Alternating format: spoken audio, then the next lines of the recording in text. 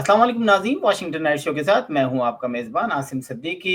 नाज़रीन, पाकिस्तान के अंदर कुछ ना कुछ होता रहता है, लेकिन पाकिस्तानी जो हैं वो पाकिस्तान से बाहर जब डंकी लगा के जाते हैं, तो भी पाकिस्तान दुनिया की जो है ख़बरों में एक दफ़ा फिर आ जाता है। और अभी पिछले साल ही जो है सैकड़ों लोगों की कहानियाँ सुनी थी। गिरफ्तारियाँ कितनी हुई, सज़ाएँ कितनी हुई, थोड़ी-सी रिसर्च की तो पता चला कि सिर्फ़ 2। तो अब 2 तो पाकिस्तान के अंदर ये जो माफ़ीनामा का सिलसिला चल रहा है, मख़सूस ग्रुप के लोग जो हैं, सिर्फ़ चंद इलाकों में पाकिस्तान के ये डंकी लगाते हैं, जिसमें 4 या 5 शहर हैं पंजाब के, ज़्यादातर वही लोग लगाते हैं और इस पे कोई पाबंदी लगाने वाला, इनको सज़ा देने वाला कोई भी मौजूद नहीं होता। आज यूनान से हमें एक ऐसे शख़्स ने, एक ऐसे जर्नलिस्ट ने जिनका एक गहरा ताल्लुक है यूनान से पिछले 20 साल से। हमारी खुशकिस्मती है कि आज यूनान से हमें इनको हमने लिया है और ये अपना हम वक़्तन-फ़वक़्तन बताते भी रहेंगे कि पाकिस्तान के एक बहुत सीनियर जर्नलिस्ट हैं ये और एक गहरी नज़र है स्पेशली इस टॉपिक पर। सर, खालिद मुग़ल साहब, आपका बहुत-बहुत शुक्रिया हमारे साथ आने के लिए। जी। खालिद साहब, सबसे पहले तो हम स्ट्रेट फॉरवर्ड चलते हैं मुद्दे पे, क्योंकि बहुत सारी बातें दुनिया में हो चुकी हैं। आपने भी काफ़ी मुख्तलिफ चैनल्स पर जो है इस पर तज्ज़िया किया है। मेरा अपना जो वॉशिंगटन में बैठे हुए जो नॉर्थ अमेरिकन लोग हैं, उनको ये चीज़ समझ नहीं आती कि पाकिस्तान से मुसलसल ये लोग बाहर जाते हैं। 15 साल का बच्चा भी जाता है, 12 साल का बच्चा भी जाता है। तो क्या पाकिस्तान की गवर्नमेंट हिस्सेदार है या पाकिस्तान का कोई इदारा हिस्सेदार है? हम दूसरी क्वेश्चन आपसे बाद में करेंगे, लेकिन मैं चाहता हूँ सिर्फ़ ये हमारे नॉर्थ अमेरिका के लोगों को बताएँ कि आखिर इसमें हिस्सेदार कौन है कि हर साल, हर 4, 6, 8 महीने बाद हमें इस तरह की स्टोरी सुनने को मिलती है, लेकिन जो स्टोरियाँ कामयाब हो जाती हैं, जो कुश्तियाँ वक़्त पे पहुँच जाती हैं बगैर हादसे के, उसका तो भी ज़िक्र ही नहीं कर रहे हैं। जी, खालिद साहब। जी, अस्सलाम वालेकुम। बहुत-बहुत शुक्रिया, आपने मौका दिया कि जी लब कुशाई की जाए इस मामले पे। संगीन मसला जो है आपने बयान किया कि क्या इनमें कोई इदारे जो हैं वो हिस्सेदार हैं। तो बगैर इदारों की पुष्ट पनाही के तो ये मुमकिन नहीं कि कोई भी ऐसा फ़र्द या नाबालिग बच्चा या अनकम्पनीड माइनर जो होगा वो वीज़ा भी ले ले और हमारे एफआईए इमिग्रेशन का जो काउंटर है उसको अबूर कर ले और बैरून मुल्क चला जाए, तो ये तो मुमकिन नहीं हो सकता। ये तो आप खुद समझदार हैं कि ज़ाहिर-सी बात है इसमें इन्वॉल्वमेंट है। और जैसे कि गुज़िश्ता 2 दिन पहले जो है वो एफआईए के 2 जो एहलकार हैं उनको भी गिरफ्तार कर लिया गया है, ज़ाहिर-सी बात है। तो इसमें इन्वॉल्वमेंट है अच्छा, इदारों की। अब हम नाज़रीन चलते हैं, क्योंकि इनका 12 साल का एक्सपीरियंस है इन्हीं महाजिरीन के साथ, जो कि इल्लीगल आते हैं और इसमें सिर्फ़ पाकिस्तानी नहीं, शायद दूसरे भी होते हैं। तो आज हमें ये बताएँगे कि आप जब गए, जब आपको पता चला कि ये लोग हुए हैं और उसके वहाँ पर और वहाँ पे आपने खुद अपनी आँखों से जो देखा, हम चाहेंगे कि थोड़ा-सा इनिशियली वहाँ पे बताएँ कि आपको ये बात कब पता चली? आपको पता चलने के बाद फिर एम्बेसडर, वहाँ की एम्बेसी का क्या रिप्लाई था? उनका बिहेवियर क्या था इन्फॉर्मेशन के हवाले से? क्या वो सही इन्फॉर्मेशन दे रहे थे? और अब तक की जो सूरत-ए-हाल है, वो उसको आप कैसे देखते हैं? इत्मीनान बख्श है कि नहीं? जी। जी, जैसे कि ये जो खबर थी वो लोकल मीडिया जो ग्रीक मीडिया था उसके थ्रू ब्रेक हुई और फौरी तौर पे ब्रेक हुई। तो मेरे भी कानों में पहुंची ये खबर कि इस तरह का जो वाकया हो गया है और मुझे भी यकीन नहीं आ रहा था कि इतना मतलब वाकया हुआ है। तो खामोश रहे हम, सुनते रहे, टीवी खोला, कोई खबर नहीं थी। जैसे कि यहाँ का मीडिया भी इसको दबाना चाह रहा हो। तो कुछ साथी थे, उन्होंने ज़िक्र किया कि खालिद भाई इस तरह से मसला है, तो आप बताइए क्या है आपका जो एक्सपीरियंस या आपकी इन्फॉर्मेशन है। तो मैंने कहा यार मेरी तो कोई अभी इस वक़्त इन्फॉर्मेशन नहीं, क्योंकि मैं बहुत बिज़ी था उस वक़्त। तो जब उन्होंने इसरार किया कि नहीं जी इस तरह का इंसिडेंट हुआ है, तो फिर जब मैंने पता किया कि मैंने कहा हाँ भाई इंसिडेंट हुआ है, लेकिन इतनी अमवात नहीं हुई है उसमें। उन्होंने कहा नहीं जी अमवात हुई हैं उसमें। तो फिर मजीद मैंने जो फर्दर अपने जो सोर्सेस थे वो इस्तेमाल किए। इसमें सफारत खाना पाकिस्तान नहीं था बिल्कुल। तो जब मैंने उसको इन्वेस्टिगेट किया तो मुझे वहाँ पर वाकई ही वहाँ पर जो थी वो मिसिंग पर्सन्स का वहाँ पर मालूम हुआ, और कितने जो डेड बॉडीज हैं और कितने लोग बचा लिए हैं, ये सारी फिर जो मालूमात थी आई। तो फिर मैंने इसके ऊपर रिपोर्ट पे काम करना शुरू कर दिया बाकायदा। यानी कि मुझे क्योंकि डेली बेसिस पे यहाँ पर कुछ ना कुछ होता रहता है और आते रहते हैं लोग। जरूरी नहीं है कि पाकिस्तानी ही डंकी के अंदर जहाँ वाहक हों तो हम उस पर काम धरें, लेकिन दूसरी जानेबी जो है, जो दूसरे ममालिक के लोग हैं, इजिप्शियन बहुत बड़ी तादाद में आते हैं लीबिया से, यूनान, गैर कानूनी तरीके से, तो वो भी इंसान है, जाहिर सी बात है। लेकिन उन हम इसलिए डिस्कस कर रहे हैं कि ये पाकिस्तानियों से रिलेटेड है। तो डेली लाइफ रूटीन में हफ्ते में एक बार कुछ ना कुछ होता रहता है। तो फिर जनाब वो इन्वेस्टिगेट किया हमने, तो फिर मालूम हुआ जी कि वाकई में ये इंसिडेंट हुआ है। और उसके बाद हमें जो जो रेस्क्यू किए गए थे उनका पता चला। उसके बाद फिर जो मिसिंग पर्सन्स है उनका पता चला। और अम्बेसी से तो हमें 2 दिन बाद जाके मालूम हुआ। अम्बेसी का अमला वहां चला गया था, जाहिर सी बात है अम्बेसी हमारे लिए तो काम नहीं करती, उन्होंने अपने फॉरेन ऑफिस को बताना होता है। तो फॉरेन ऑफिस को भी बताएं ना बताएं, लेकिन हमें तो नहीं बताया। खैर, हम अपने तौर पे इन्वेस्टिगेट करते रहे, हमारी जो मतलब सोर्सेज आप है। एम्बेसी के काम से मुतमईन नहीं है? देखें जी, एम्बेसी के काम से हमें कोई लेना देना नहीं है। अगर वो हमें शेयर करते हैं इंफॉर्मेशन तो well and good, thank you very much. Embassy का जो अमला जाता है वो अपने सफ़ीर को इन्फॉर्म करता है, और सफ़ीर उस वक्त कोई खबर हमें देता है जब उसके पास कोई खबर हो। ठीक है, एक अथेंटिक न्यूज़ बना के देता है। लेकिन हम भी यहाँ पर 20 साल से हमारे भी ताल्लुकात हैं, और हम भी इस फील्ड में हैं, काम कर रहे हैं, लिंक्स हैं, मिलना जुलना उठना बैठना है, हमारी जॉब है, हर तरह से हमारे पास सोर्सेस हैं। तो हमें मालूम चल गया था। सफ़ीर साहब ने 2 दिन बाद जाके जो थी प्रेस कॉन्फ्रेंस की थी, और उस प्रेस कॉन्फ्रेंस में जो उन्होंने मालूमात दी थी वो हमें पहले से मालूम थी। तो हमारे लिए कोई उसमें कोई नई खबर नहीं थी। अच्छा, तो ये जो आपने बताया कि उसमें लाशें 5 थीं और उसमें एज ग्रुप क्या था, और वो लाशें जो हैं वो पाकिस्तान तक जो है किस तक रसाई होगी, कौन पहुंचेगा, कौन उनका खर्चा बर्दाश्त करेगा, इसके बारे में थोड़ा-सा बताएं। हाँ जी, देखें, लाशें जो थी शुरू में 5 थी, टोटल 7 जो थे वो जाँ बाग अफराद, तारकीन वतन जो थे उनको रेस्क्यू किया, उनकी लाशें निकाली गई थी। और उसमें से जो 5 थे वो पाकिस्तानी थे। उनकी शनाख्त सफारत खाने ने ऐलान किया था कि जी हो गई है, क्योंकि सफारत खाने ने डेड बॉडीज भेजनी, तो उन्होंने ऐलान किया था कि जी ये हो गई है इस तरह से। नंबर तो हमारे पास भी आ गए थे, लेकिन हम खामोश थे, क्योंकि साफ़ी का काम होता है वो खामोशी से जो मालूमात है उसको इकट्ठा करता है, यकजा करता है। तो ऑथेंटिक खबर जो थी वो सफारत खाने ने दे दी थी। उसके बाद एक और पाकिस्तानी की लाश दरियाफ्त हुई है, और अब टोटल जो है वो 6 लाशें हो चुकी हैं। ओह! अच्छा। और वो जो 6 लाशें हैं, प्रेस कॉन्फ्रेंस में सफ़ीर पाकिस्तान ने ऐलान किया था कि वो सरकारी अखराजात पर पाकिस्तान रिपेट्रिएट किए जाएंगी, उनको कार्गो करेंगे। तो जो लाशें हैं वो जो क्रीति आइलैंड है जहाँ पर ये इंसिडेंट हुआ है, वहाँ से मेनलैंड यानी कि एथेंस आ गई हुई है। इस वक्त वो सर्द खाने में है, और सफारत खाना उन पर अब फर्दर काम करेगा।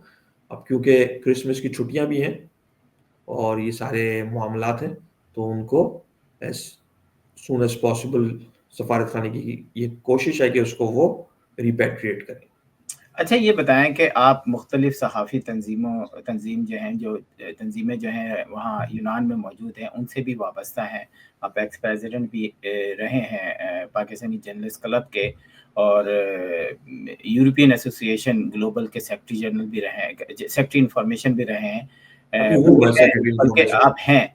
तो आपके पास तो खबरों का एक खजाना होता है, क्योंकि लाज़िम बात है कि जिस सहाफ़ी जो है वो अपने लिंक से ही अपनी खबरें जनरेट करता है, और लिंक्स उसके ऐसे होते हैं जो कि ऑथेंटिक होते हैं, और वो 1 नहीं 2 दफ़ा उसको कन्फर्म भी करता है। तो ये बिल्कुल। जो मुसलसल इस तरह के वाक़यात होते हैं, तो क्या यूनान पाकिस्तान की गवर्नमेंट से एहतिजाज नहीं करता? जैसा कि सऊदी अरब में भिखारियों की एक बहुत बड़ी तादाद पहुँची, जब उन्होंने 450 भिखारी एक दिन में पकड़े, तो उसके बाद सऊदी अरब ने कहा पाकिस्तान के सफारत खाने को बुला के कि भाई ये क्या है? तो उसके बाद हमने देखा कि थोड़ी-सी सख्ती नज़र में आई। तो क्या आपको यूनान ने कभी अपने कंट्री टू कंट्री लेवल पे इस पर एहतजाज किया? जी, बिल्कुल। जो इनकी मीटिंग्स होती हैं, ज़ाहिर-सी बात है उसमें ये सवाल रेज़ किया जाता है, और जो प्रेज़ेंट गवर्नमेंट है, वो न्यू डेमोक्रेटिक की गवर्नमेंट है, यानी कि जो सेंटर टू राइट हैं ये लोग, और इन्होंने बिल्कुल उनको हुकूमत पाकिस्तान को कहा है कि जी आप इसको कंट्रोल करें, इनको रोकें। जो इल्लीगल माइग्रेशन है पाकिस्तान से, पाकिस्तानी तारकीन वतन जो गैर कानूनी तरीके से आ रहे हैं, उनको कंट्रोल करें। बिल्कुल इस पे उनको कहा गया अच्छा, है। जी। और गुज़िश्ता दौर हुकूमत में पाकिस्तान के लिए यूनान से एक पेशकश भी गई थी, और वो ये थी कि जो वज़ीर मुहाजिरीन और पनाह थे, नोटिस मिताराकिस, गुज़िश्ता दौर हुकूमत में पाकिस्तान में उस वक़्त इमरान खान साहब थे। वो पाकिस्तान गए थे, और वो मेरे ख़्याल में एक पहली मर्तबा इस तरह से हुआ था कि कोई वज़ीर जो था वो पाकिस्तान का दौरा किया, और वो हुकूमत पाकिस्तान को पेशकश कर रहा है कि आपको हम जो है लीगल प्रोसेस पर जो पाकिस्तानी लेबर है उसको हम अपने मुल्क में लाना चाहते हैं, वो लोग काम करें। वीज़ा ऑफ़र्स लेके गए थे। लेकिन वो जो पेशकश लेके गए थे इमरान खान साहब से, उन्होंने वन टू वन मुलाकात भी की थी। वो वो ऊँट किस करवट बैठा, बैठा ही नहीं, क्या हुआ, कुछ पता नहीं चला, नाकाम हो गई। वो जो ख़ारजा पॉलिसी थी गुज़िश्ता दौर हुकूमत की, वो एक नाकाम ख़ारजा पॉलिसी थी। एक सुनहरी मौका था जिसके ऊपर काम करके पाकिस्तान जो था वो लीगल कानूनी तरीके से महाजिरीन को लेकर यहाँ जा सकता है। बिल्कुल, आपने सही कहा। अच्छा, अब चलते हैं हम ज़रा उधर जहाँ से अभी आप आ रहे हैं। नाज़िम, जी। आपको बताते चलें कि वहाँ पर जो एक अहाता बनाया हुआ है, या जो सब जेल कह लें, या उसको कोई ख़ास वर्ड कहते हैं खालिद साहब, असाइलम जेल कह लें, क्या कहेंगे उसको आप? देखिए जी, नहीं असाइलम नहीं है वो, सॉरी जेल नहीं है वो, अच्छा। जेल नहीं है वो, रेफ्यूजी कैंप है वो। अच्छा, रेफ्यूजी कैंप, या that's a right word. Refugee camp जो है वहाँ पर गए, वहाँ पे इन्होंने जो है वो काफ़ी सामान अपने साथ जो है वो ले गए थे, खाने-पीने और कपड़ों का, जैसा आप बता रहे थे। और वहाँ पे आपने पाकिस्तानियों के अलावा भी बहुत सारे ऐसे रेफ्यूजीज़ हैं जिनको दिया था। कि क्या वहाँ पे जो रेफ्यूजीज़ कैंप होते हैं वो इसी तरीके से एनजीओज़ उनकी हेल्प करती हैं, या जो हुकूमत यूनान है वो उनकी हेल्प करती है? देखिए जी, जो रेफ्यूजी कैंप्स हैं, 2 चीज़ें मैं आपको क्लियर कर दूँ। एक है रेफ्यूजी कैंप, और एक है डिटेंशन कैंप, डिटेंशन सेंटर। अच्छा। डिटेंशन सेंटर जो है वो महाजरीन का हिरासती मरकज़ है, अच्छा। जिसमें गैर कानूनी अनडॉक्यूमेंट जो माइग्रेंट्स होते हैं, उनको वहाँ पर रखा जाता है और डिपोर्ट किया जाता है। ओके। ये जो मलाकासा कैंप है, ये रेफ्यूजी कैंप है। दोनों के अंदर हुकूमत यूनान जो है वो ज़िम्मेदार है, उनको खाना देती है, उनको मेडिकल की जो सहूलियात हैं वो फराहम करती हैं, और दीगर जो मामलात होते हैं वो उनको वहाँ पर पेश किए जाते हैं हुकूमती सतह पर। Government is the responsible. अच्छा, जो आप लोग करते हैं अपने तौर से, वो कोई किस तरह आप लोगों को इजाज़त मिलती है? किस तरीके से करते हैं आप? देखिए, हम जो हैं वो क्योंकि पाकिस्तानी भी हैं हम लोग, तो जो पाकिस्तानी थे उन्होंने हमसे दरख्वास्त की थी कि हमें ज़रूरत है। उन्होंने इस तरह से कुछ कहा था कि ऊपर अल्लाह है, और नीचे फिर उसके बाद जो है वो हम आप लोगों से उम्मीद रखते हैं। क्योंकि वो लोग नए-नए आए थे, उनको अंदाज़ा नहीं था कि वो हुकूमत यूनान जो है उनकी मतलब मदद करेगी और उनको लुक आफ्टर करेगी, उनको खाना-पीना दिया जाएगा। खाने का सिस्टम होता है वहाँ पर। अब जो यूनानी खाने होते हैं, वो मतलब एक क्वांटिटी होती है उनकी और उनको बाकायदा मेज़र किया जाता है। हिफ़्ज़ान सेहत के असूलों के मुताबिक खाना दिया जाता है। और जो पाकिस्तानी होते हैं, वो आपको पता है, वो रोटियाँ खाने वाले लोग होते हैं, सालन वैसे भी खाने वाले लोग पंजाब होते के लोग तो खाने के वैसे ही शौकीन हैं। होते जी, हैं। बिल्कुल। अच्छा, ऐसा क्या है, मैं आपसे एक ऐसा सवाल करूँगा, क्या सिंध में गुर्बत नहीं है? क्या बलूचिस्तान में गुर्बत नहीं है? क्या जो है केपीके में गुर्बत नहीं है? आखिर ऐसी क्या गुर्बत, ऐसी क्या क़यामत आ गई है कि इन 4 या 5 शहरों में लोग अपनी ज़मीनें बेचते हैं, लोग किसी तरीके से 25 लाख, 30 लाख जो हमने सुना है, आपने भी सुना होगा, एजेंटों को देते हैं और उसके बाद जो है वो कुछ पहुँचते हैं, कुछ नहीं पहुँचते। आप किस तरह देखते हैं इसको? देखें जी, बदकिस्मती से ये जो कुछ ख़ास मख़सूस इलाके हैं जिनका आप ज़िक्र कर रहे हैं, ये जो है इनमें कल्चर बन चुका है। हर दूसरे घर में एक एजेंट होता है वहाँ पर, उनके लिंक्स होते हैं, उनको मालूम होता है हमने अपने बच्चे को कहाँ भेजना है। अगर आपको गुजरात के अंदर यूनान भेजने के लिए एजेंट ना मिले तो मैं आपको कहूँगा कि यार, ये आप जो बात कर रहे हैं ये काबिल कबूल नहीं है। तो वहाँ पर जो है बड़े आराम से एजेंट को आप ढूँढ लेते हैं और आपको पता है, सारे मुझसे ज़्यादा बेहतर जानते हैं जो पाकिस्तान में हालात हैं इस वक़्त। वो जो एक तो मतलब है ना कि मतलब पाकिस्तान में गुर्बत है, जैसे कि आपने कहा सिंध में भी गुर्बत है। लेकिन जो गुजरात, मंडी बहाउद्दीन, हाफ़िज़ाबाद, सियालकोट, गुजरांवाला, फैसलाबाद भी इसमें आ रहा है अब। तो ये जो एक इधर जो है वो एक ट्रेंड बन गया है ये जी, कि जी यूनान जाना है। बच्चों को लेकिन यूनान भेजा जा रहा है, नाबालिग बच्चों को यूनान मैं भेजा जा रहा खालिद साहब इसी पे आ रहा था, नाबालिग बच्चे जो हैं, मैं वसतुल्लाह खान साहब का डॉन पे एक प्रोग्राम देख रहा था, तो उन्होंने बड़ा खुल के कहा, नाबालिग बच्चों के वालिदैन को, कि मैं लानत भेजता हूँ ऐसे वालिदैन पर जो अपने नाबालिग बच्चे को इस कठिन है सफ़र पे, हाँ, सफ़र से जो है, सफ़र को जो है मौत की वादी में। मौत की वादी में भेजते हैं। तो मैं भी लानत भेजता हूँ उन पेरेंट्स को, अंडर एज बच्चों को जो है, आप 13-14 साल के बच्चों को। लेकिन क्या पाकिस्तान वाले, जो पाकिस्तान की गवर्नमेंट है, क्या पेरेंट्स को पकड़ के वो सज़ा क्यों नहीं देते? वो सज़ा देखिए जी, क्यों मुस्तहिक मैं है? आपको बताता हूँ, थोड़ा-सा पीछे चलते हैं 2018, जी। 16, 17, 18, ये सिलसिला तब शुरू हुआ जब यहाँ पर लेफ्ट आर्म गवर्नमेंट आई और उसने ऐलान किया कि जी जो बच्चे हैं, उन्होंने सॉफ्ट कॉर्नर दिखाया जो रेफ्यूजीज थे उनकी तरफ, माइग्रेंट्स की तरफ, और जो अनकम्पनीड माइनर्स थे उनको उन्होंने फैसिलिटेट करना शुरू कर दिया। यानी कि उनको जो बुनियादी अहम ज़रूरियात होती हैं, सेफ ज़ोन बनाए, उनको हॉस्टल्स बनाए और उनमें रखा बच्चों के कैंपों में, और उनको तालीम, मेडिकल, खाना, हर चीज़ उनको देना शुरू किया। ठीक है? तो लोगों ने क्या किया, उनको पता चला, अच्छा उनको पेपर्स भी देने शुरू किए। तो लोगों ने कहा वाह जी वाह! ये तो मतलब चाँदी हो गई हमारी। तो पेरेंट्स ने पाकिस्तान से यूनान की तरफ नाबालिग बच्चों को भेजना शुरू कर दिया, उनके हाथ में बर्थ सर्टिफिकेट देकर।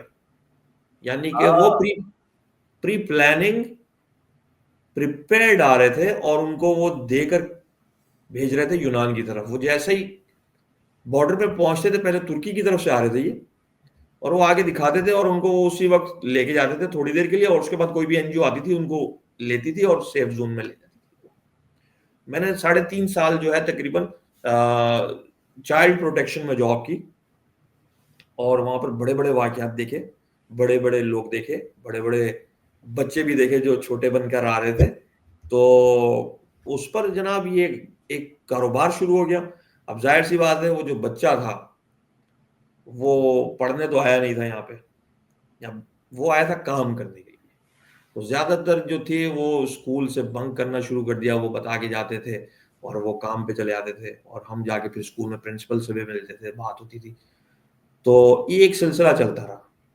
फिर गवर्नमेंट ने एक पॉलिसी भी रखी थी कि जी अगर आप तालीम हासिल कर रहे हैं, आप 18 साल के हो जाते हैं और आप तालीम हासिल कर रहे हैं, तो वो आपको एक स्पेशल बेनिफिट्स देते हैं। फिर उसके बाद आपको, अगर आप 2000 यानी कि 23 साल की उम्र तक आप यूनिवर्सिटी पास कर लेते हैं, तो वो कहते हैं हम आपको यहाँ पर 10 साल का रेजिडेंस परमिट भी देते हैं। तो पाकिस्तानी जो थे वो कुछ ने तो, जो वाकई मैंने कुछ मेरी नज़र से गुजरे 2 लड़के सैकड़ों में से, हज़ारों में से, तो उन्होंने तो ये जो फैसिलिटी थी अवेल की। लेकिन जो ज़्यादातर थे वो फिर 18 साल के बाद तो स्कूल तो जाते नहीं थे, वो गैर हाज़िरियाँ थी। तो उनको जो था उन्होंने वो उठाकर डिपोर्ट करना शुरू कर दिया। इल्लीगल हो गए उसमें। ओके। तो ये एक कारोबार बन गया था वहाँ तो से। ये पाकिस्तानी ये तो बेटा चल रहा है। जब वहां से डिपोर्ट करते हैं तो पाकिस्तानी एक्सेप्ट करते हैं उनको, मतलब वो भी तो एक एक्सेप्ट करें अजीब। ना करें जी, कानून नाफिज करने वाले इदारे होते हैं, उनकी गिरफ्त में होते हैं, तो अच्छा वो खालिद साहब, आप 20 साल से वहां रह रहे हैं और आप वहां पे लीगल इमिग्रेंट्स हैं और अब मेरा ख्याल है सिटीजन है, तो आप वहां पर कितने परसेंट ऐसे लोग हैं जो कि लीगल जाते हैं वहां पर, चाहे जॉब की तलाश में चाहे पढ़ाई की तलाश में, और वो यूनान के रूल्स रेगुलेशंस को फॉलो करके वहाँ के सिस्टम में दाखिल होते हैं, और कितने परसेंट ऐसे लोग हैं, जैसे स्पेन बार्सिलोना में मैं गया था तो 85,000 पाकिस्तानी थे और मेरा ख्याल है 99.99% जो थे ना वो डंकी लगा कर आए थे। तो आप क्या कहते हैं? देखिए जी, यहाँ पर जो 99% है वो डंकी लगा के आए हैं, और जो यहाँ से ही आगे गए हुए हैं कुछ, स्पेन भी गए हुए हैं, इटली भी गए हुए हैं, जर्मनी भी गए हुए हैं। तो आई थिंक मैंने जिंदगी के अंदर जो है वो 2 शख्स हैं जो उनसे मैं मिला हूँ जो लीगल आए, और वाह। आज तक लीगल। उनमें से एक मैं भी हूँ, तीसरा। वाह। तो बहुत कम लोग हैं। नाज़रीन, आज खालिद साहब से बात करने का मकसद भी यही था कि हमारी कोशिश यही होती है कि दुनिया के किसी मुल्क में भी कोई अगर हादसा पेश हो या कोई ऐसी बात हो, तो हमारी कोशिश होती है कि वहीं से किसी अखबार नवीस या सहाफ़ी को जो है लिया जाए, और आज खालिद साहब जो हैं हमारे साथ मौजूद थे और उन्होंने बहुत सारी ऐसी बातें बताई जो मुझे भी शायद पता नहीं थी। लेकिन खालिद साहब ये बताएँ कि इसका मुस्तकबिल क्या है? देखिए जी, मुस्तकबिल तो कोई किसी का नहीं बता सकता, ये तो नजूमी जो होते हैं वही आप बता नजूमी सकते हैं। बन जाए लेकिन मैं थोड़े-से। हाँ, एक तज्जिया करके बता सकता हूँ आपको कि 1.5 साल कबल एक शिपरेक हुआ जिसमें 700 अफराद सवार थे, और बहुत बड़ी तादाद में जो थे वो गैर कानूनी तारकीन वतन जो थे वो जाँ बहक हुए, और उसमें से कुछ पाकिस्तानी बचे जो आज यूनान में मौजूद हैं। उनसे भी आज ही मेरी मुलाकात हुई है दोबारा, पहले भी होती रही है उनसे।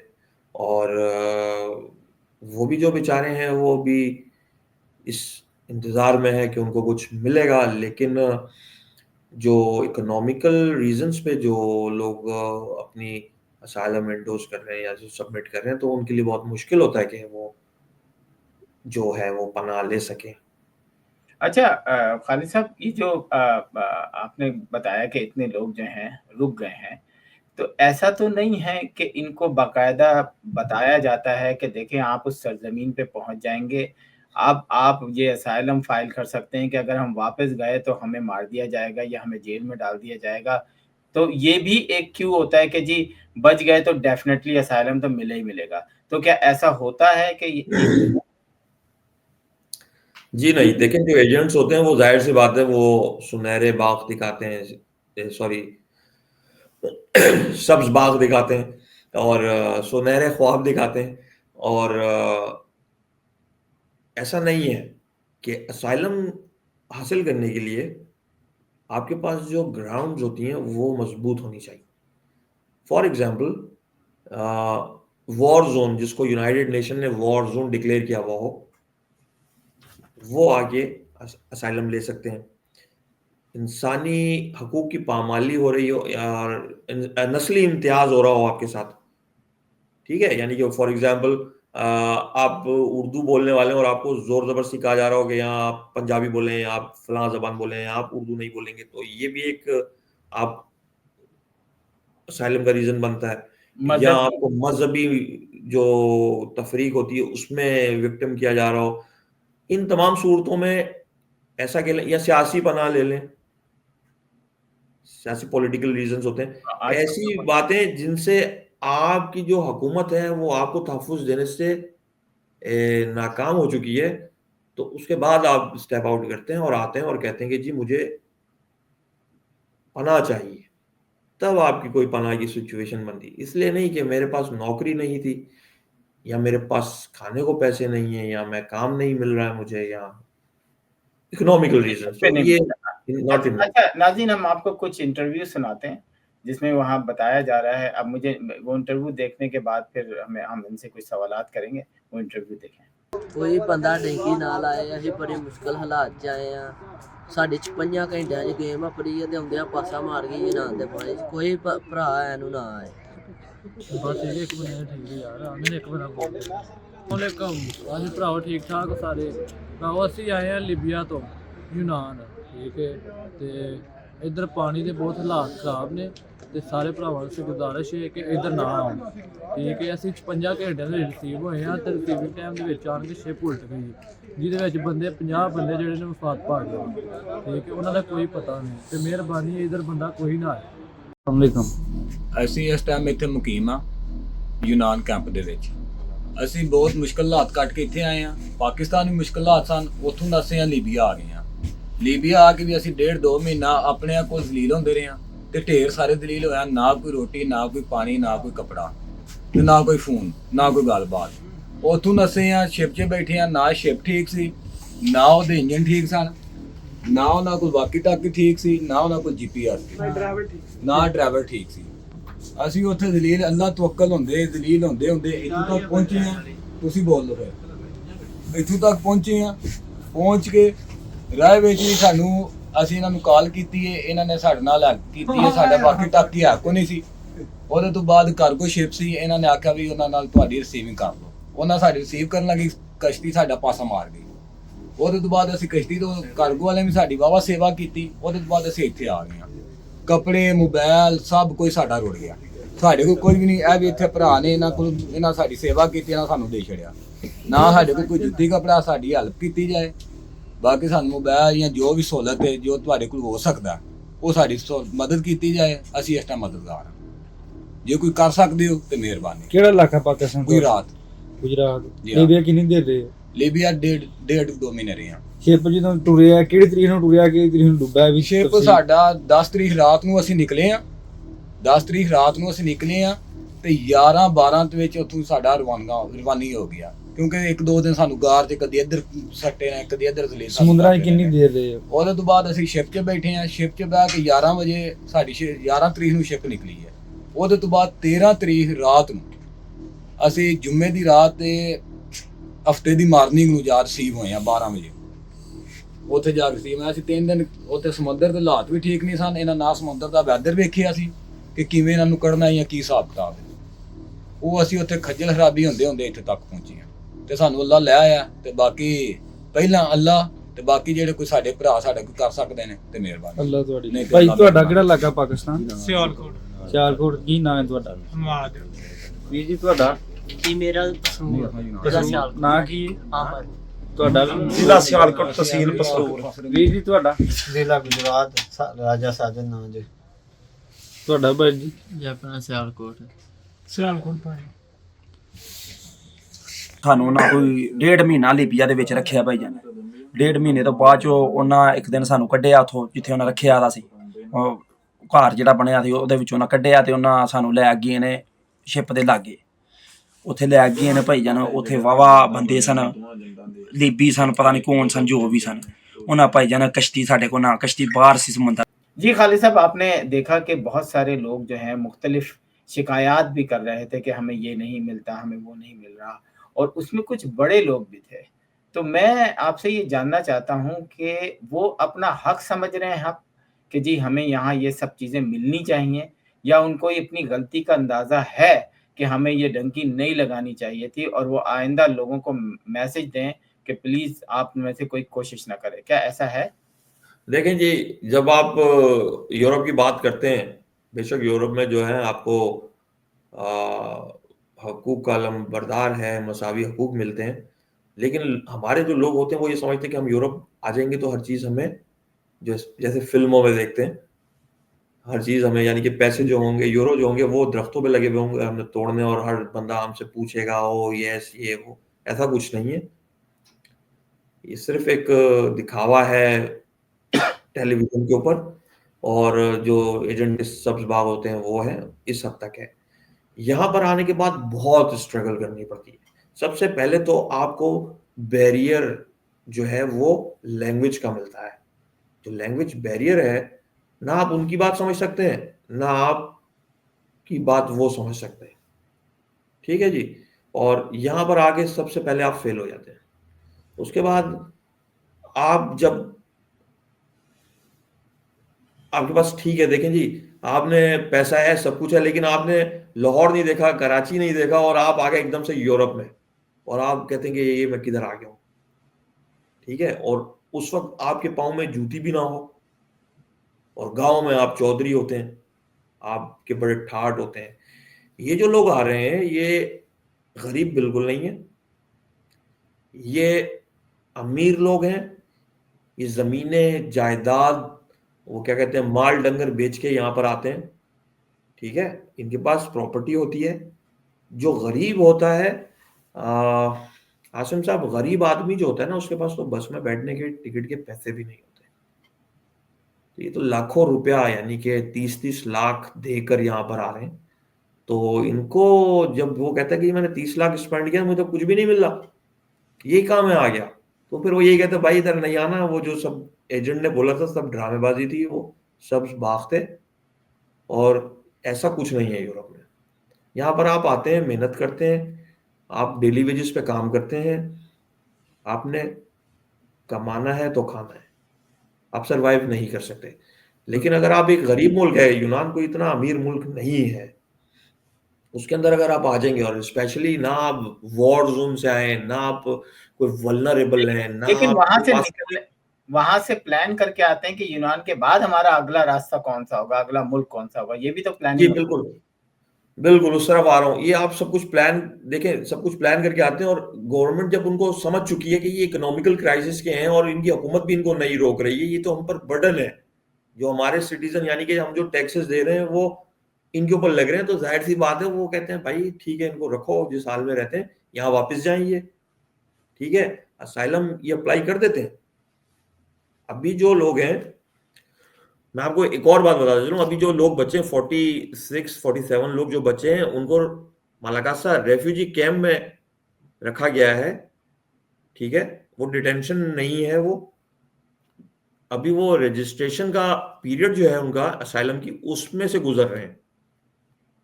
वो रजिस्ट्रेशन करेंगे, वो उसके बाद उनको एक कार्ड दे दिया जाएगा रेड कलर का, उसके ऊपर ये लोग बाहर आ जा सकते हैं। ठीक है।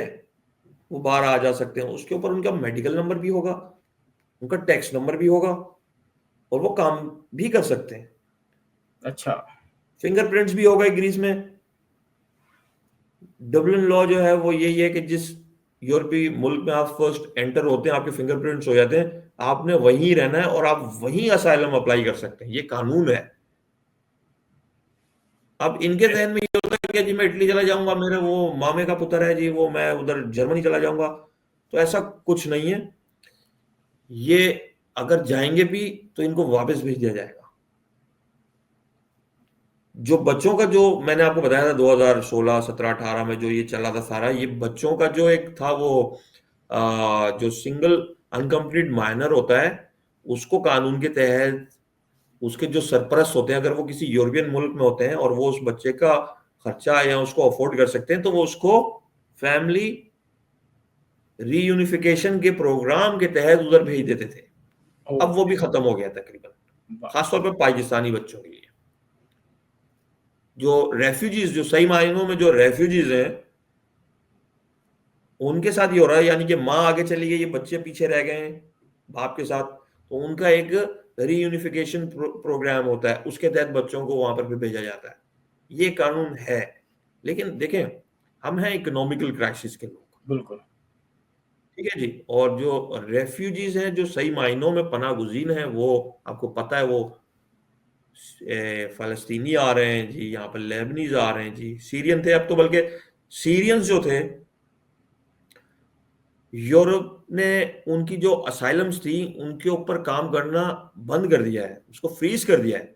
अच्छा। अब वो सीरियंस को भी कह रहे हैं कि आप वापस जाएं, वाह, आपके मुल्क में अब जंग नहीं है, आपके मुल्क में अब आपके मनपसंद हुकूमत है वो आपकी, जिसके बिल्कुल। खिलाफ आप मतलब जो हुकूमत थी आप भाग गए वहां से, आप चले गए सीरिया छोड़ के, ठीक है जी, वो हुकूमत चली गई है, अब आपकी अपनी हुकूमत आ गई है, अब आप वापस जाएं। वापस जाए। अब ये भी देख लें अब आप। लेकिन आप ये देखें कि हमने लाखों अफ़गानिस्तान के लोगों को पनाह दी, लेकिन हमने जो है वो बहुत कम लोगों के कार्ड वगैरह बनाए, और आपने देखा कि आज कराची के अंदर मेरा नहीं ख्याल कि पठानों से ज़्यादा आपको अफ़गानी नज़र आएँगे। और इसी तरीके से पंजाब में देख लें आप, इस्लामाबाद में देख लें और मुल्क के दूसरे शहरों में देख लें, तो हमने जो हिकमत अमली रखी वो आज आज जो है हमें उसका बहुत बड़ा नुकसान हो रहा है। लेकिन यूनान, जैसा कि इन्होंने बताया कि उसी वक़्त वहाँ पे फिंगरप्रिंट ली जाती है और फिर उनको कार्ड दे दिया जाता है ताकि वो हुकूमत पे बोझ ना बने, थोड़ा बहुत काम भी कर लें। तो नाज़रीन, आज का प्रोग्राम बताने का ये मकसद था कि पाकिस्तान को अक्ल के नाखून लेने चाहिए, और एफआईए या जो एएसएफ के लोग हैं उनको बंद कर दें। उनकी जो आप नौकरी जब उनको देते हैं तो सारे सिफारिशी होते हैं, 90% सिफारिश होते हैं। हम तो जब भी एफआईए या एएसएफ के लोगों को देखते हैं, हमें उनकी बॉडी लैंग्वेज से पता चल जाता है कि ये कितने पढ़े हुए होंगे और कितने सेंसिबल हैं।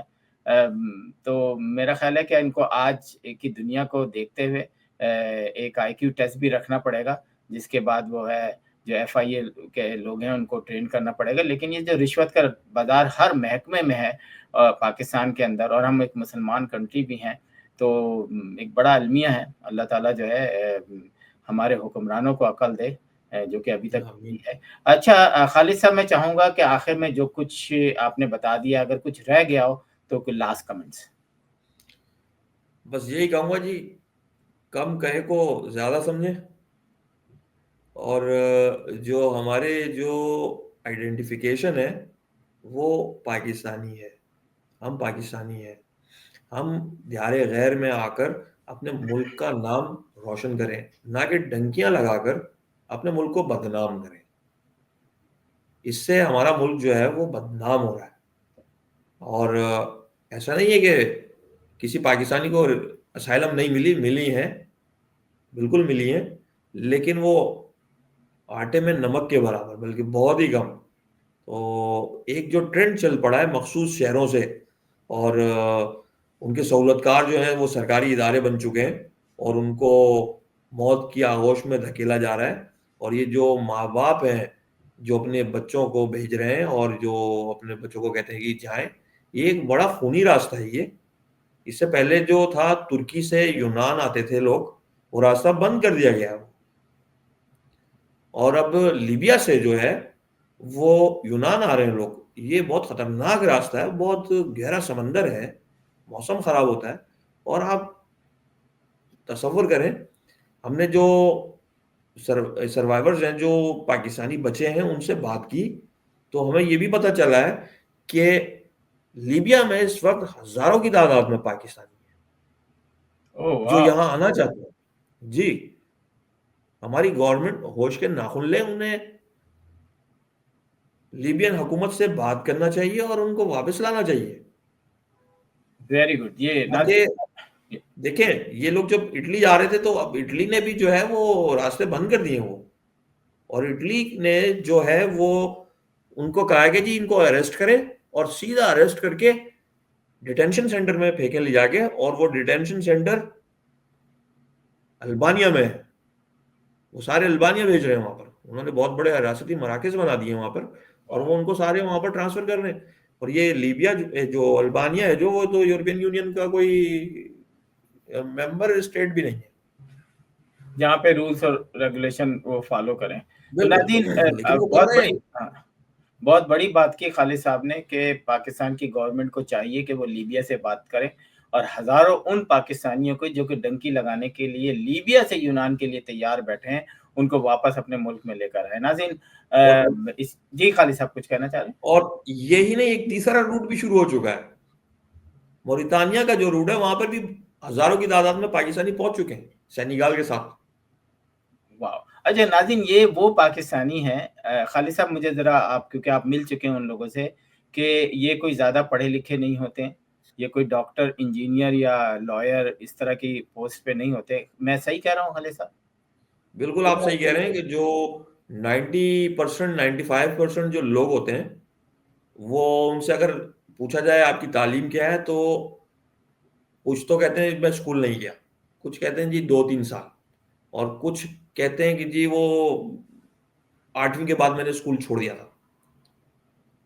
ये उनके जो है मतलब जी। तालीम के बारे हाँ में जी। तो फीडबैक है हमारा। हाँ, बिल्कुल। तो नाज़रीन, बदनामी से बचें। मेरा ख़्याल है कि अगर आप 30 लाख और 20 लाख जैसा कि उन्होंने बताया कि खर्च करके जा रहे हैं, तो उन्हीं 20 लाख 30 लाख से पाकिस्तान के अंदर बहुत अच्छे बिज़नेस हो सकते हैं, ऐसा नहीं है कि नहीं हो सकते। तो चलें, इस तरह के प्रोग्राम जो हैं, खालिद साहब आपका बहुत-बहुत शुक्रिया। इस तरह के प्रोग्राम हम आपके पास लाते रहेंगे। आसिम सिद्दीकी और खालिद साहब को इजाज़त दीजिए। खुदा हाफ़िज़।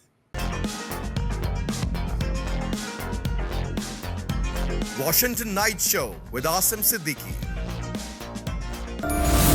You are watching Capital TV Washington. The best South Asian TV channel in North